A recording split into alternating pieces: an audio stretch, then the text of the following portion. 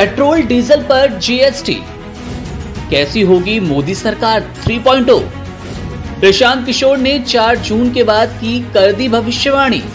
लोकसभा चुनाव के लिए 5 चरणों में मतदान हो चुके हैं। 2 चरणों के मतदान अभी बाकी है। 25 मई और 1 जून को छठे और 7वें चरण के लिए मतदान होने हैं।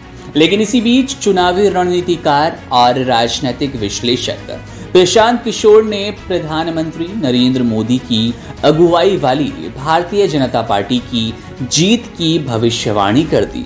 न केवल जीत की भविष्यवाणी की है, इसके साथ ही उन्होंने बताया कि तीसरे टर्म में प्रधानमंत्री नरेंद्र मोदी क्या कुछ बदलाव करने जा रहे हैं। उन्होंने कहा कि बीजेपी को पिछली बार के आसपास के बराबर ही सीटें आने वाली है। इसके अलावा उन्होंने इस बात की भविष्यवाणी की, अगर केंद्र में प्रधानमंत्री मोदी की तीसरे टर्म की सरकार बनती है तो क्या कुछ बड़े फैसले लिए जाएंगे। पीके के नाम से मशहूर प्रशांत किशोर ने कहा कि प्रधानमंत्री नरेंद्र मोदी के तीसरे कार्यकाल में पेट्रोलियम को वस्तु एवं सेवा कर यानी कि जीएसटी के तहत लाया जा सकता है। राज्यों की वित्तीय स्वायत्ता पर महत्वपूर्ण अंकुश लग सकता है।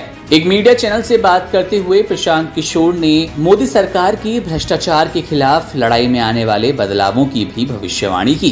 पीके ने कहा, मोदी 3.0 सरकार धमाकेदार शुरुआत करेगी। केंद्र के पास शक्ति और संसाधन दोनों ही पहले से और अधिक होंगे। राज्यों की वित्तीय स्वायत्ता में कटौती करने का भी एक महत्वपूर्ण प्रयास हो सकता है।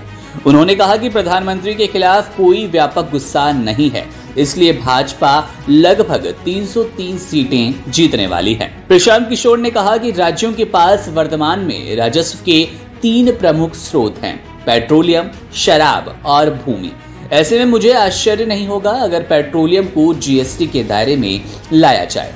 आपको बता दें कि फिलहाल पेट्रोल, डीजल, एटीएफ और प्राकृतिक गैस जैसे पेट्रोलियम उत्पाद जीएसटी के दायरे से बाहर हैं।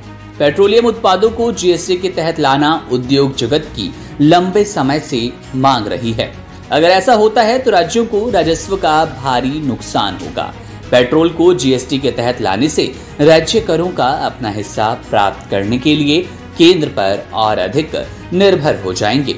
बता दें कि प्रशांत किशोर ने ये भी भविष्यवाणी की कि केंद्र राज्यों को संसाधनों के हस्तांतरण में देरी कर सकता है और राजकोषीय जिम्मेदारी और बजट प्रबंधन मानदंडों को और ज्यादा सख्त बना देगा। तो ऐसे में अब सीधे तौर पर जहां एक और बीजेपी और एनडीए 400 पार का दावा कर रही है, तीसरी बार प्रधानमंत्री बनने जा रहे हैं नरेंद्र मोदी, ऐसे दावों से सोशल मीडिया और मीडिया पटा हुआ है। वहीं पर चुनावी रणनीतिकार प्रशांत किशोर ने भी ऐसी ही भविष्यवाणी करके एनडीए और बीजेपी के इरादों को मजबूत कर दिया है। वहीं पर विपक्ष में खलबली का माहौल है कि क्या सच में प्रधानमंत्री नरेंद्र मोदी तीसरी बार सरकार बनाने जा रहे हैं और ऐसे में राज्यों को क्या नुकसान होने वाला है, विपक्षी पार्टियों को किन समस्याओं का सामना करना पड़ेगा।